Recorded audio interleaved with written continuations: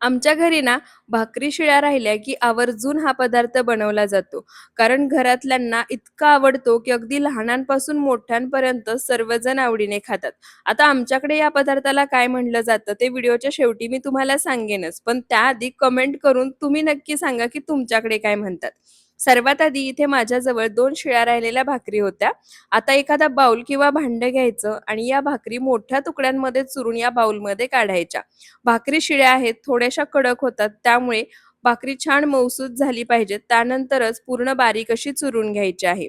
सुरुवातीला अशा मोठ्या तुकड्यांमध्ये ही भाकरी बाउलमध्ये किंवा भांड्यामध्ये चुरून घ्यायची.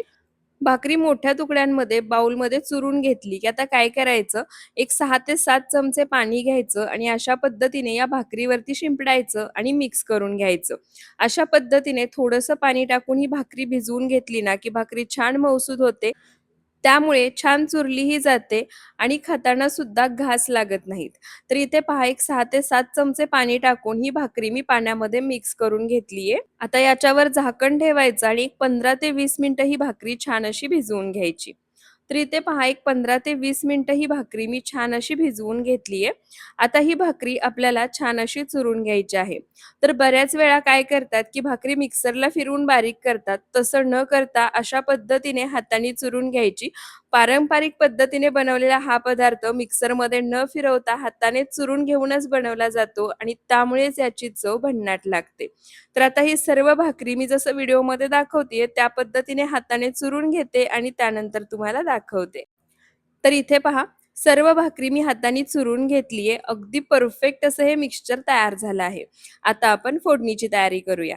त्यासाठी सर्वात आधी गॅसवर कढई गरम करायला ठेवली आहे. कढई गरम झाली की 3 मोठे चमचे यामध्ये तेल घालायचं. तेल गरम झालं की अर्धा चमचा मोहरी, अर्धा चमचा जिरे घालायचे. जिरे, मोहरी छान तडतडली की इथे मी एक मोठा कांदा बारीक चिरून घेतलाय तो घालायचा. त्यासोबतच 10 ते 12 कढीपत्त्याची पाने आणि 4 ते 5 हिरव्या मिरच्या बारीक चिरून घेतल्या आहेत त्याही घालायच्या. थोडीशी बारीक चिरलेली कोथिंबीर घालायची आणि कांदा छान सोनेरी रंग येईपर्यंत परतून घ्यायचा.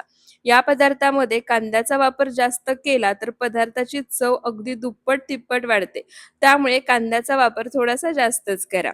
तर इथे पहा मध्यम आचेवर कांदा छान सोनेरी रंग येईपर्यंत मी परतून घेतला आहे. त्यानंतर आता यामध्ये एक छोटा अर्धा चमचा हळद घालायची आणि हळद सुद्धा या कांद्यासोबत मिक्स करून एक अर्धा मिनिटं मंद आचेवर छान अशी परतून घ्यायची. हळद सुद्धा परतून घेतली की यामध्ये 1 चमचा किंवा चवीनुसार मीठ घालायचं. पुन्हा एकदा थोडा वेळ हे परतून घ्यायचं. त्यानंतर जी भाकरी आपण चुरून घेतली आहे, ती चुरलेली भाकरी यामध्ये घालायची. त्यासोबतच भरपूर सारी बारीक चिरलेली कोथिंबीर घालायची आणि आता ही भाकरी मसाल्यासोबत मिक्स करून छान अशी परतून घ्यायची. आता आमच्याकडे या पदार्थाला भाकरीचे तुकडे म्हणतात. तुमच्याकडे काय म्हणतात ते कमेंट नसेल केली तर पटकन कमेंट करून सांगा. आता हे भाकरीचे तुकडे एक 2 ते 3 मिनिटं मी मध्यम आचेवर छान असे परतून घेणार आहे.